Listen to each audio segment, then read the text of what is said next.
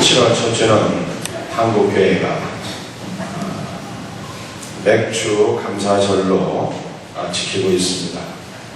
감사절을 한 주 앞두고 우리가 왜 무엇 때문에 감사를 드려야 하는가, 이 문제를 생각하면서 보다 의미 깊은 감사절을 맞이할 수 있기를 바랍니다.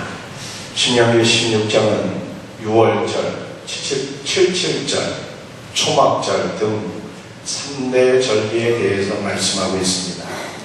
이 세 절기는 따로따로가 아니라 서로 깊은 연관성이 있어요. 6월절은 430년 동안 애굽에서 노예 생활을 하던 이스라엘 백성들을 구원해 주신 하나님께 감사를 드리는 절기입니다.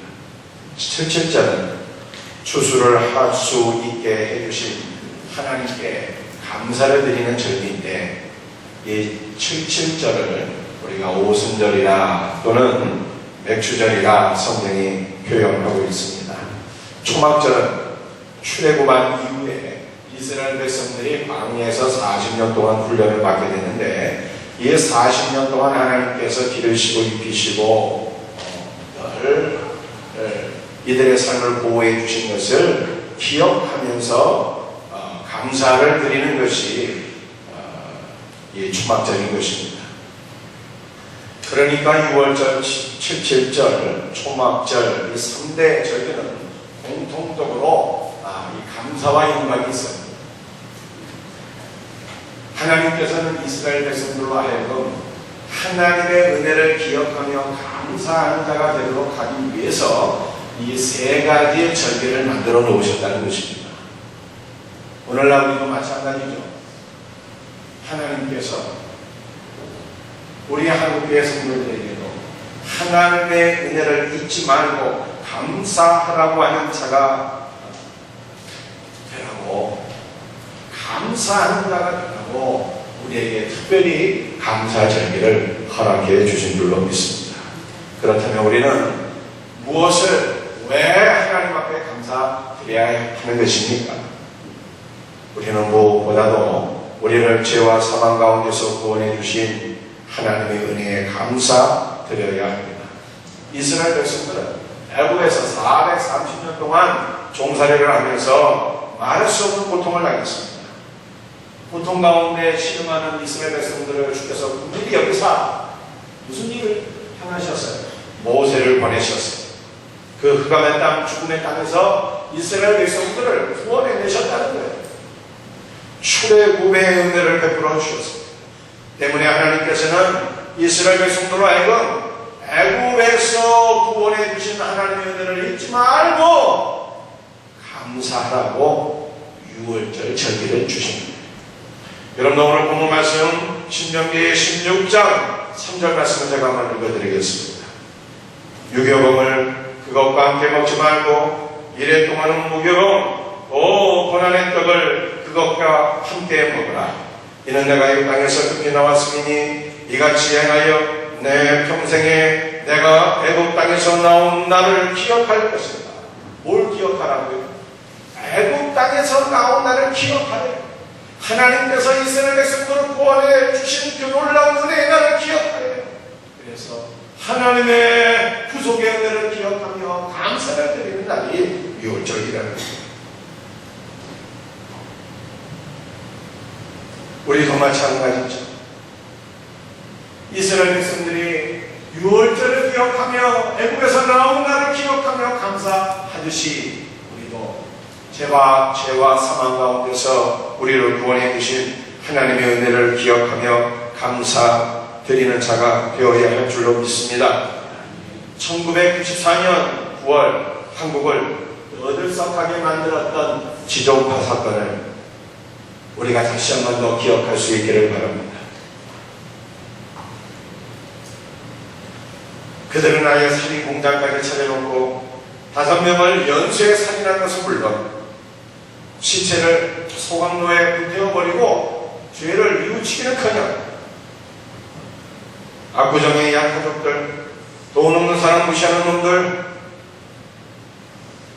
그리고 무슨 이유 때문인지는 모르겠지만 나의 엄마를 죽이지 못하고 여기서 끝난 것이 너무나도 안타깝게 생각한다. 이렇게 말한 악인들이었습니다. 그런데 그 중에 김현양이라고 하는 청년은 사형선고를 받고 형집행을 기다리다가 사랑의 교회 이재명 집사의 끈질긴 전도를 받아서 예수를 믿어 구원받게 되었습니다. 그가 이재명 집사에게 보낸 여러 번의 편지 중에 이런 글이 있습니다. 살인자 김현양이 예수님의 종이 되었다고 전해주세요. 그리고 이 세상 사람들이 서로를 존중하고 아껴주는 마음을 가지며 나 같은 주인이 다시는 일어나지 않을 것이라고 말해주세요. 이재명님이 나눠주신 사랑을 어떻게 갚아야 할지 모르겠습니다. 그저 조금 남은 인생이지만 제가 할 수 있는 사랑을 베풀면서 살아가야 되겠지요.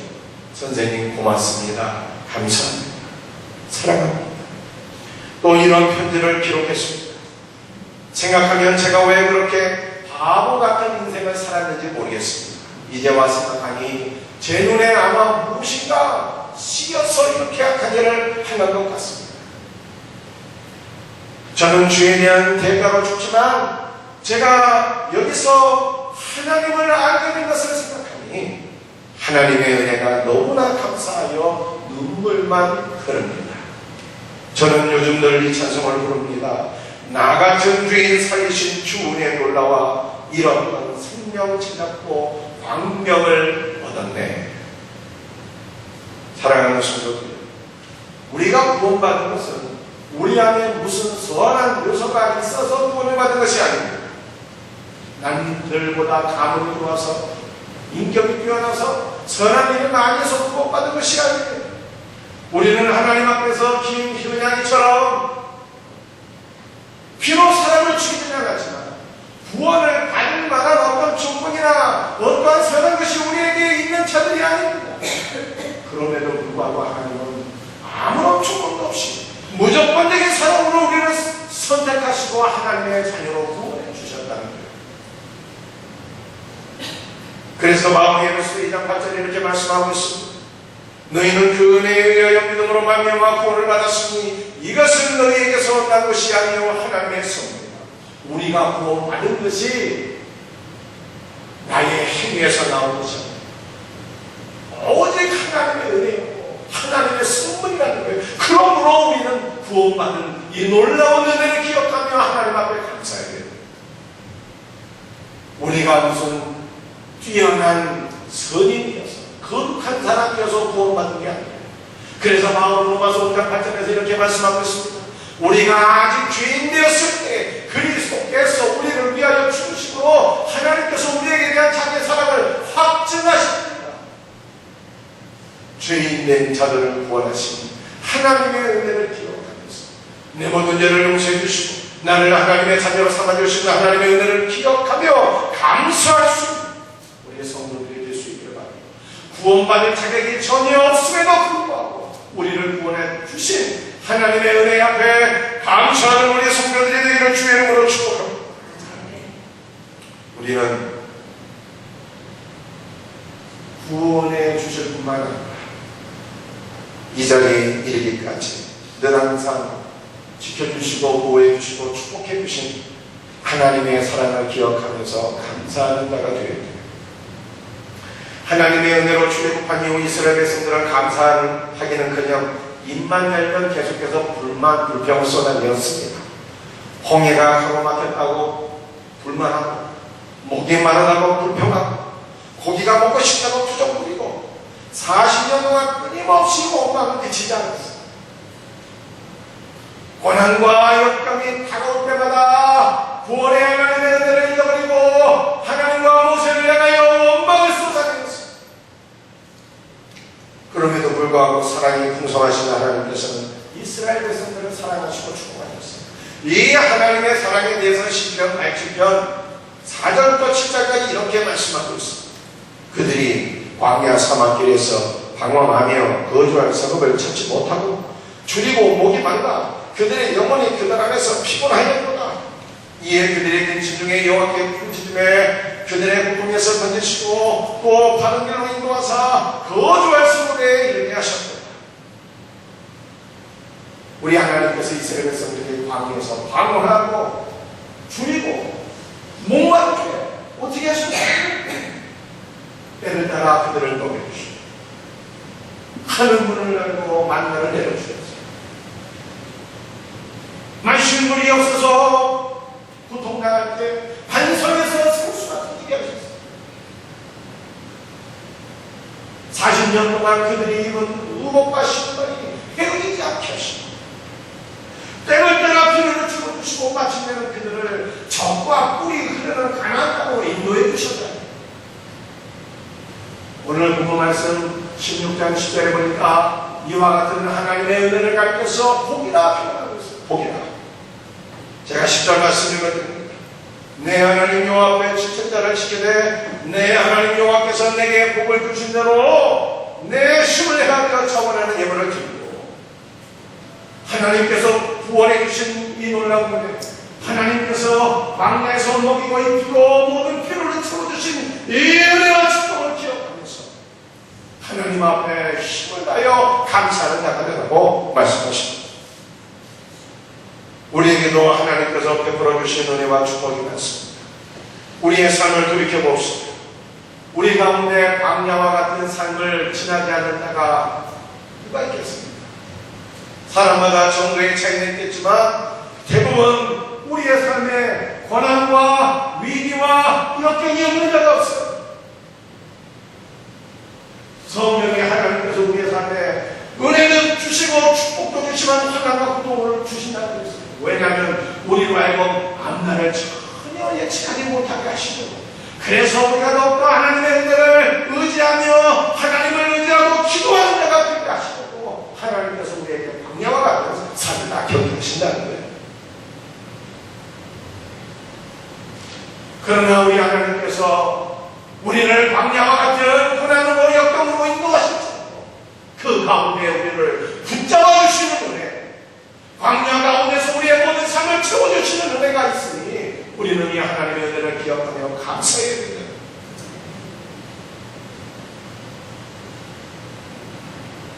여러분들 우리가 우리의 삶을 한번 돌이켜봅시다. 질병 가운데 고통받을 때 하나님께서 우리를 도와주시고 치유해 주시고 또는 육신과 마음의 고통과 열악함이 있음에도 불구하고 하나님께서 때마다 시마다 우리를 위로해 주시고 우리를 붙잡아 주시고 그 은혜에 의하여 우리가 이 자리까지 이르게 된 것 아니겠습니까? 불경기 가운데서도 하나님께서 우리의 성도의 가정과 직장과 사업장에 인류한 양식을 주셔서 우리가 지금도 생존하고 있습니다. 우리는 특히 우리의 생명생교에 많은 은혜를 베풀어 주셔서 새가족들이 늘어나게 하시고 교회를 부흥케 하셨습니다. 이 모든 것이 하나님의 은혜, 우리는 베풀어 주신 하나님의 은혜를 기억하며 감사를 하게 됩니다. 물론 어떤 분들은 목사님 말대로 감사하고 싶구나, 내 삶에는 감사한 것뿐이 없습니다, 이렇게 말할 분들이 있을지 모르겠습니다. 그러나 서양 속담에 이런 말이 있다는 거예요. Think and think. 생각해보라는 거예요. 그러면 감사할 조건이 반드시 있다는 것입니다. 여러분도 한번 여러분의 삶을 돌이켜보시기 바랍니다. 우리를 구원하신 하나님의 은혜가 놀랍지 않습니다. 무가치한 자들을 선택해 주시고 자녀 삼아 주신 은혜가 놀랍지 않습니다. 나를 이 자리까지 이르게 하시고 우리를 사용하시는 하나님의 은혜가 놀랍지 않습니다. 나의 삶을 붙잡아 주시고 나를 인해 주시는 하나님의 은혜가 놀랍지 않느냐 이 말이에요. 어느 마을에 7개의 황금 단지를 얻은 사람이 있었어요.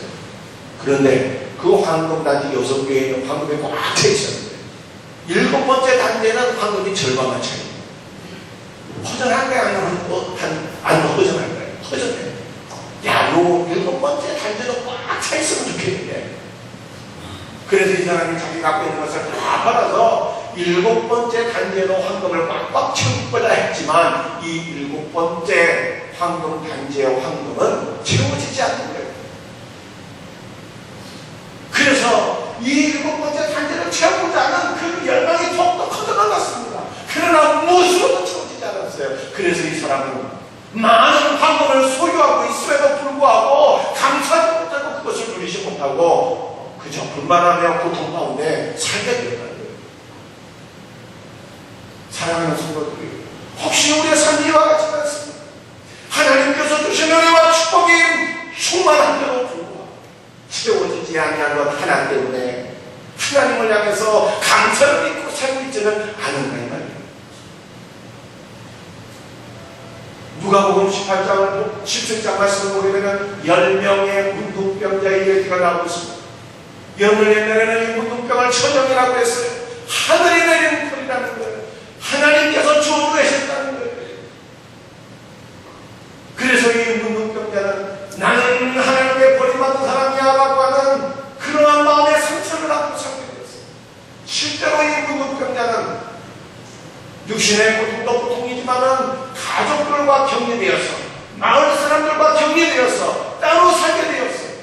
그래서 육체의 고통과 마음의 상처가 아울러 함께 있는 사람들이 문둥병자였어요. 그런데 이 동고밖에 문둥병자들이 10명 살고 있었는데 어느 날 우리 주 예수님께서 그 마을을 지나가신다는 얘기를 듣게 됩니다. 그래서 10명의 문둥병자들이 예수님께 나아가서 자신들의 병을 고쳐주신 것을 탄원하게 되었습니다. 선생님이여, 주께서 원하시면 우리가 깨끗하게 됩니다. 우리 주님 뭐라고 말씀하셨어요? 내가 원하노니 너희는 너희 몸이 깨끗하게 된 것을 가서 세상에게 보인지라.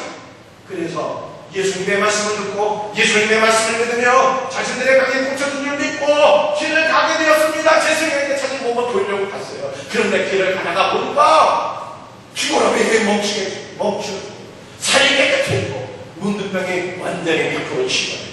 팔짝팔짝 뛰면서 너무나도 기뻐하고 행복하고 너무나도 좋아했어요.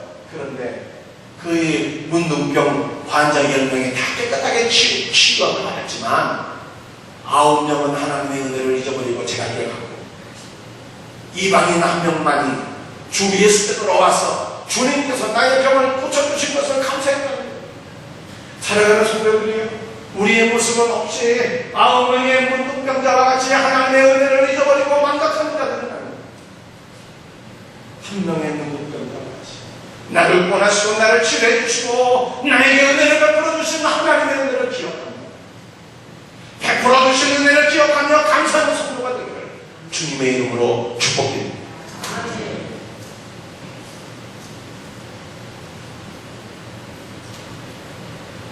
여러분들, 왜 우리가 하나님 앞에 감사하게 됩니까? 우리 성도들은 하나님께서 구원해 주심으로 너무나도 감사합니다. 첫 번째 감사합니다. 두 번째, 인간이 때까지 나를 붙잡아 주시고 축복하시고 감사합니다. 세 번째, 앞으로 나의 삶을 더욱더 축복해 주실 하나님을 기대하면서 감사해요. 여러분, 오늘 보는 말씀 시원해보세요. 같이 한번 읽겠습니다.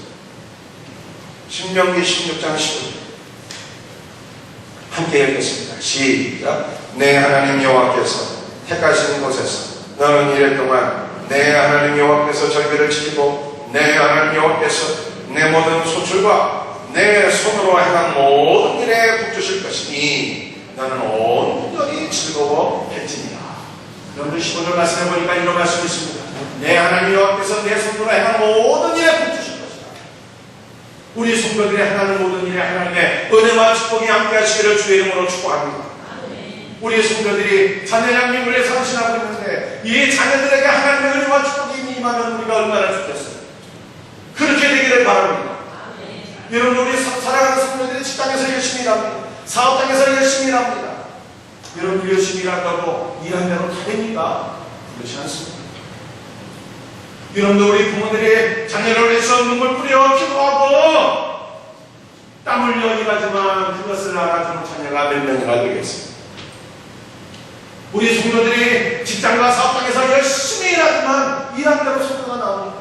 농부가 봄철에 들판에 나가서 씨앗을 뿌립니다. 가을에 이 곡식이 무성하게 자라서 소출을 거두면 얼마나 좋겠어요. 그러나 씨를 뿌린다고 다 거두가 되느냐 이 말이에요. 그렇지 않습니다. 한 번 태풍이 불고 한 번 홍수가 오게 되면요, 한 해 농사가 다 날아가는 거예요. 그러나 오늘 하나님께서 무엇을 말씀하고 계십니까? 내 손으로 하나님대로 하나님을 축복하실 것이다 말씀하고 있습니다. 우리 성도들이 기도하는 모든 것들이 응답되어지고 자녀를 위해서 눈물 뿌리는 모든 것들이 땀 흘려 일하는 모든 것들이 아름다운 열매로 맺혀지고, 여러분들의 수고로 인해서 직장과 사업장이 복을 받고 여러분들의 수고를 통해서 주님의 몸된 위가 날마다 세워지는 역사가 일어나기를 주님의 이름으로 축복드립니다. 우리 하나님은 그렇게 행하시겠다는 거죠. 그런데 오늘 15절 말씀을 보니까 우리가 하나님 앞에 정말로 감사한 말씀이 있다는 거예요. 그래서 무엇인가 하면 하나님께서 앞으로 우리가 우리의 손으로 행한 모든 일에 복을 주실 것이다. 이 말이에요. 미래형의 미래형. 여러분들 영어 성경 NIV를 보니까 이 말씀이 이렇게 번역되어 있어요. The Lord your God will bless you. 하나님께서 너희에게 복을 주실 것이다. 미래형. 이 말씀은 무슨 말씀입니까? 하나님께서 우리를 구원하셨습니다. 이제까지 우리의 삶을 지켜주시고 인도하시고 축복하셨습니다. 그런데 앞으로 하나님께서 더 우리의 삶을 위대하게 하시고 축복해 주실 것이다. 또는 우리를 둘러싸고 있는 삶의 환경이 여의치를 못하고 우리가 지금 당장 고통 가운데 있을지라도 하나님은 우리의 삶을 바꿔주시고 우리를 상처로 축복해 주실 하나님이다 이거예요. 그래서 우리 성도들, 지금 나의 삶의 모습이 어떠하든지 지금 나의 환경이 어떠하든지 간에 앞으로 나를 축복하시는 하나님을 바라보면서 감사하는 때가 되어야겠다는 것입니다. 사랑하는 성도들, 여러분들 보고서 말씀을 보세요. 우리 하나님 나라의 특징이 뭐냐? 가면 갈수록 은혜와 축복의 풍성이 있는 것이 하나님 나라의 특징입니다. 그래서 우리 예수님께서 갈릴리 가나의 혼인잔치 때 참여하셨는데 혼인잔치 중에 포도주가 떨어졌네요. 혼인잔치에 포도주 떨어지는 날이 났는데, 그런데 우리 주님께서 물로써 포도주를 만들어 주셨는데, 잔치 끝날에 우리 예수님이 만들어 주신 그 물로 된 포도주는 지금으로 따지면 백년산 포도주와 똑같아요. 최상 포도주예요. 여러분들, 이 말씀이 무엇을 우리에게 보여주는 것입니다. 하나님 나라의 은혜와 축복은, 우리 예수께서 행하신 은혜와 축복은 날이 가면 갈수록 위대하다는 거예요. 하나님의 축복은 가면 갈수록 풍성해진다는 거예요. 이와 같은 역사가 우리의 성도들에게 경험되어지기를 주의 이름으로 축복합니다. 사랑하는 성도들의 여러분들, 사도 바울을 한번 생각해 볼 수 있지만, 바울은 육체의 고통을 인해서 하나님께 기도했어요. 하나님, 내 육체의 가시를 제거해 주세요. 내 육체의 질병을 치료해 주세요. 그런데 바울의 기도가 응답되지 않았어요. 우리 같았으면 절망했을 것입니다. 우리 같았으면 원망했을 것입니다. 그런데 바울은 오히려 하나님의 은혜와 응답을 더 크게 보였어요. 하나님 뭐라고 말씀하셨는데, 바울아, 바울아, 너에게 임한 나의 은혜가 크다. 이는 나의 능력이 연약한 가운데서 온전해지기 때문이라 말씀하셨습니다. 비록 바울의 소원은 이루어지지 않았지만 하나님은 바울의 삶에 영적인 은혜를 부으셨고 그의 삶을 위대하게 하셔서 기독교 역사의 가장 위대한 지도자가 되게 하신 것을 믿으시기 바랍니다. 여러분들, 왜 우리가 하나님 앞에 감사해야 될까요? 주신 축복을 받아보면서 감사해야 됩니다.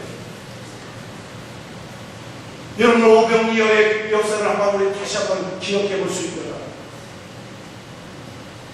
어린 소년 하나가 예수님께 보리떡 5개, 물고기 2마리 갖고 왔습니다. 그런데 예수님께서 그 소년의 음식을 받으시고 아버지 하나님께 축사하셨어요. 축사가 무슨 뜻이야? 감사를 받는 거예요. 감사기도 드리고 난 이후에 그것을 우리들에게 나누어 주셨어요. 그런데 여러분, 한번 생각해 보세요. 지금 이 상황이 감사할 수 있는 상황입니까? 감사할 수 있는 상황이 전혀 아닙니다. 그 자리에는 남자만 성인 5,000명, 여자와 아이까지 수만 명이 모여 있어요. 그런데 먹을 것이라고는 보리떡 5개, 물고기 2마리밖에 없는데 무슨 감사가 나오겠습니까? 예수님께서 생각하실 때 이들은 먹을 것이 없어서 몇십 명은 굶주린 사람 같았어요. 그래서 그냥 그들을 집으로 돌려보내면 집으로 돌아가는 중에 진열하여 쓰러질 것 같았습니다. 이렇게 굶주린 사람들이 수만 명이 있는데 보리떡 5개, 물고기 2마리, 이거 누구 배 붙입니까? 감사할 수 있는 상황이 아니었어요. 그러나 주님은 감사할 수 없는 상황 속에서 감사를 드렸어요. 그랬더니 하나님의 위대한 역사가 나타나게 되었습니다. 수만 명이 배부르게 먹고 12강주리가 되도록 음식이 남게 된 것을 믿으시길 바랍니다. 여러분들 나사로가 살아난 사건을 다시 한번 우리가 기억했으면 좋겠어요. 예수님은 나사로의 무덤문에 서서 제자들에게 말씀하셨습니다. 나사로의 무덤문을 막고 있는 돌을 옮겨놓으라 말씀하셨어요. 그리고 우리 예수님은 하나님 아버지 앞에 감사드렸어요. 아버지여, 내 말을 들으신 것을 감사합니다. 그런데 그 상황이 지금 감사할 수 있는 상황입니까? 감사할 수 있는 상황이 아니에요. 이미 나사로는 죽었고요. 무덤 여는 날씨에 시체가 썩어서 냄새가 풀을 찌른다는 뭐가 감사할 것이에요? 그럼에도 불구하고 우리 예수님 아버지 하나님께서 주 예수의 기도를 들으시고 나서는 다시 살리신 것을 바라보면서 하나님의 은혜와 축복을 바라보면서 감사했어요. 그랬더니 정말로 예수님의 믿음 그대로 죽은 자가 3일 만에, 사흘 만에 다시도 살아나서 부활하게 된 것을 믿으십니다.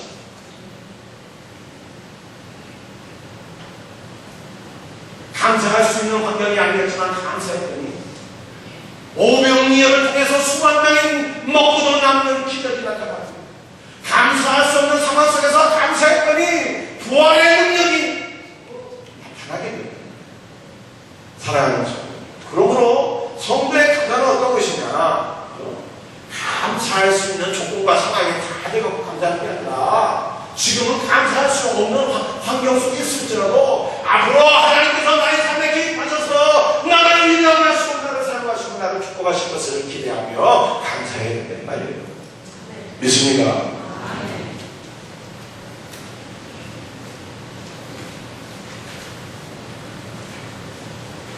일본에서 실제로 있었던 일이라고 합니다. 제2차 세계전이 끝나고 한 해군 장교가 자기의 고향 땅에 돌아와 보니 너무나 기가 막혔습니다. 모든 사람들이 기아에 흐느끼고 있었고 온 동네가 다 폐허가 되었습니다. 자기가 살던 집도 이미 잿더미가 되어 있었습니다. 처음에는 애써 참으려 차츰 시간이 지나면서 입에서 불평과 원망의 소리가 나오기 시작했습니다. 가슴 속에는 분노가 일기 시작했습니다. 결국 그 때문에 화병이 생겼고 전신이 마비되어서 쓰러지고 말았습니다. 의사는 그 사람의 마음에 이 육체의 그 전신 마비의 병이 마음에 이 화병이 원인이 되어서 생긴 것을 알고 이렇게 처방을 해줬어요. 여보세요. 당신이 전신 마비가 되어서 쓰러지게 된 것은 마음의 화병의 원인이 내가 시키는 대로 하면은 흔치 않습니다. 내가 당신을 위해 조제해 주는 이 약을 먹을 때마다 반드시 감사합니다. 감사의 고백을 하고 있어요. 이렇게 얘기해요. 그 말을 듣는 청년은 의사의 말대로 감사하기를 몇 개월 했습니다. 그러던 어느 날 중학교에 다니는 딸 아이가 학교 갔다 와서 그에게 아빠 먹어 하면서 풀빵 하나를 주었는데 이 아버지가 딸아이가 주는 풀빵 하나를 받아 먹으며 하면 감사합니다 했는데 전신의 마비가 풀려지면서 치유의 역사가 나타났다는 거예요. 하나님께서는 우리의 감사를 기뻐하십니다. 감사할 수 없는 환경이지만 감사할 때 하나님의 능력이 나타나게 되는 거예요. 감사는 믿음의 운동이라고 해요. 믿음 있는 사람만이 하나님께 감사를 할 수 있는 거예요. 구원받은 사람만이 구원에 대해 감사하는 거예요. 또 감사는 축복의 원료, 축복의 재료라고 해요. 감사할 때 축복의 역사가 일어날 때입니다. 미국 미네소타주는 1874년부터 1877년까지 3년에 걸친 심한 감옥으로 어려움을 겪었습니다. 그런데 어찌된 더 충격으로 엄청난 메뚜기 떼의 습격으로 농작물을 다 갉아먹어서 경제 대공황에 빠지게 되었습니다. 슈스베리 주지사는 모든 주민들에게 1877년 4월 27일을 감사 기도의 날로 선포했습니다. 농작물도 다 청멸되었고 한 해 농사가 흉작으로 끝났지만 왜 감사하냐? 아직 우리가 살아있고 하나님께서 우리의 삶을 회복시켜 주실 것이고 하나님 앞에 감사합니다. 온 주민들이 감사의 날을 청하고 감사를 선포하며 하나님 앞에 감사의 영광을 돌리게 되었습니다. 미네소타 주민들의 감사 기도가 하늘보다는 뒤에 흔들게 되었습니다. 그러자 놀랍게도 들판을 덮었던 메뚜기 떼가 며칠 사이에 전부 죽었다고 합니다. 어려울 때 하나님 앞에 감사하고 기도하는 것이 진짜 믿음의 능력이다 이 말이에요. 어려울 때 하나님 앞에 감사하고 기도하면 그때가 하나님의 능력을 경험할 거라 이 말입니다. 사랑하는 성도들, 범사에 감사합시다. 설사 지금 나의 환경이 나빠지고 절망스럽다 할지라도 감사합시다. 문제의 산에 가로막혀 있다 할지라도 감사합시다. 감사할 때 하나님께서 내 삶을 가로막고 있는 장애물을 옮겨주시고 나의 삶을 회복시켜 줄 믿습니다. 매주 감사절을 맞이하여 다시 한번 우리의 입술에서 감사가 회복되기를 바랍니다. 예수 믿고 구원받게 된 것을 감사하고 이제까지 나의 삶을 주께서 붙잡아 주신 것을 감사하고 앞으로 하나님께서 나를 위대하게 사용하실 것을 감사하고 감사로 주께 영광 돌리는 성도들이 나아지기를 주 예수의 이름으로 축복드립니다.